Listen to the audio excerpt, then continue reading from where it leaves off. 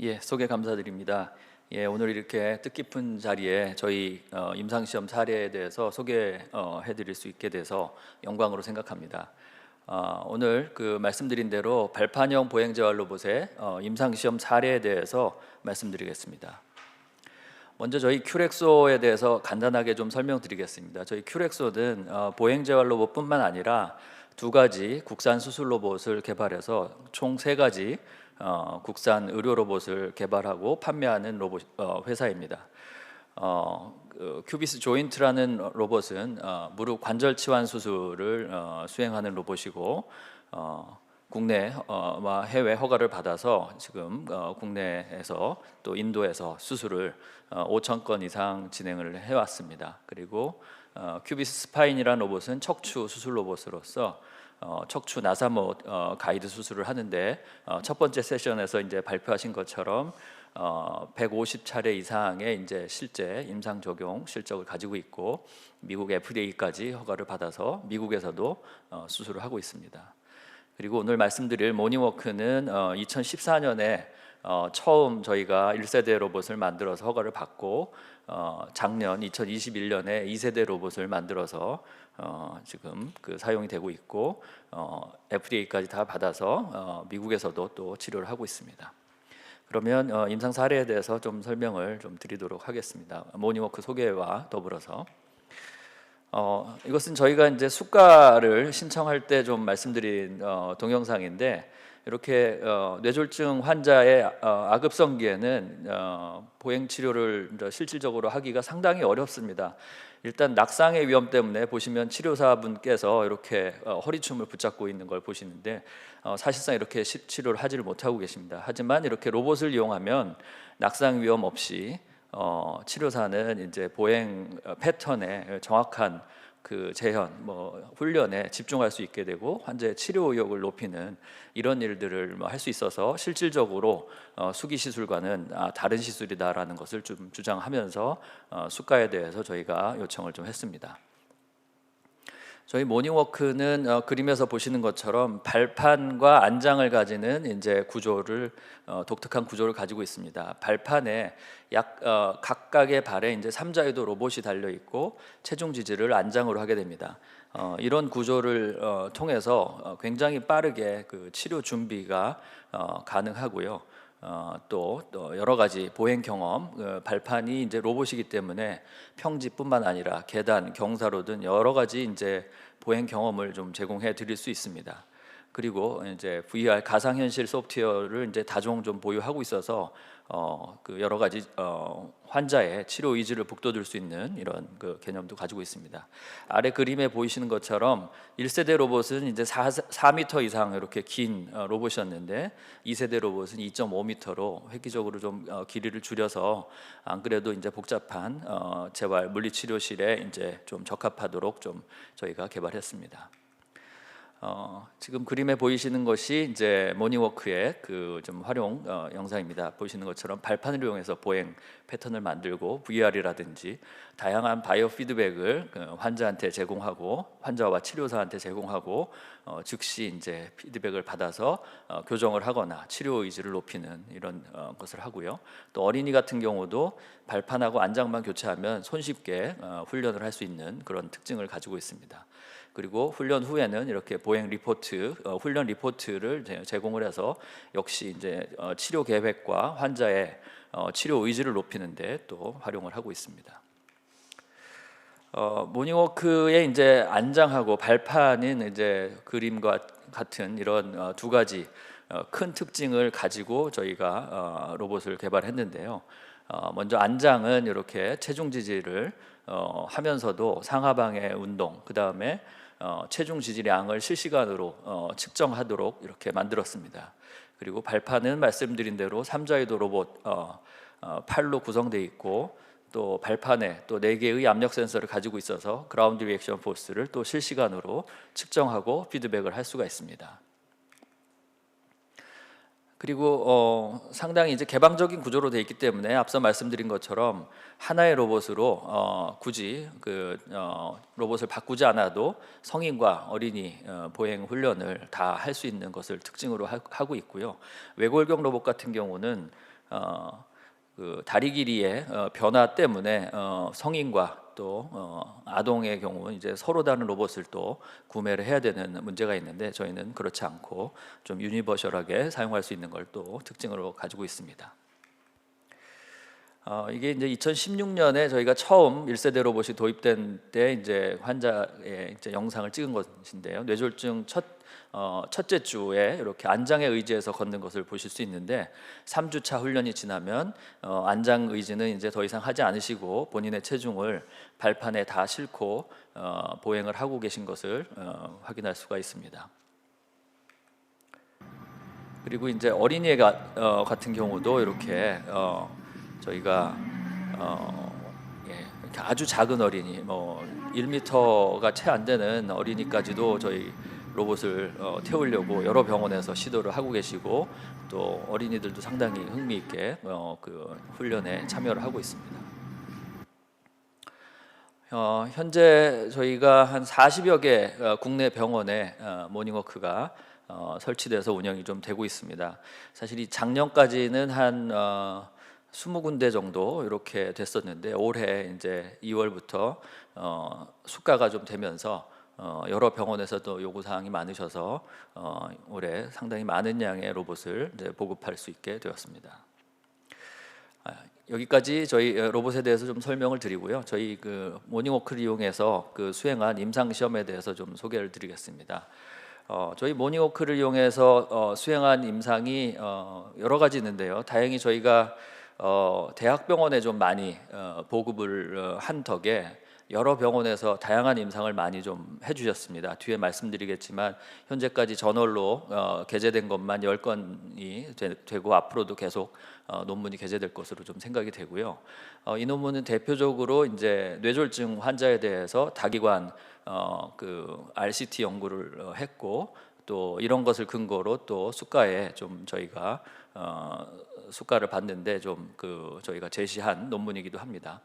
그래서 3개의 병원에서 58명의 뇌졸중 환자를 대상으로 그 보행 훈련을 실시하였고, 이 보행 훈련을 로봇을 이용해서 3주간 이렇게 훈련을 한 결과 수기 시술보다 로봇의 경우가 더 어떤 치료 효과 면에서 그 우월함을 좀 보였다, 이런 임상 연구를 저희가 수행했습니다. 특히 이 임상 연구는 코크란이라고 하는 굉장히 권위 있는 이제 메타 분석 그 저널에도 저희 논문이 좀 실려서 보시는 것처럼 노란색으로 저희가 표시를 좀 했는데요. 특히 코크란에서 주목하는 건 보행 속도가 상당히 많이 개선됐다, 뭐 이런 것을 특징으로 코크란 리뷰에 저희 논문이 게재되었습니다.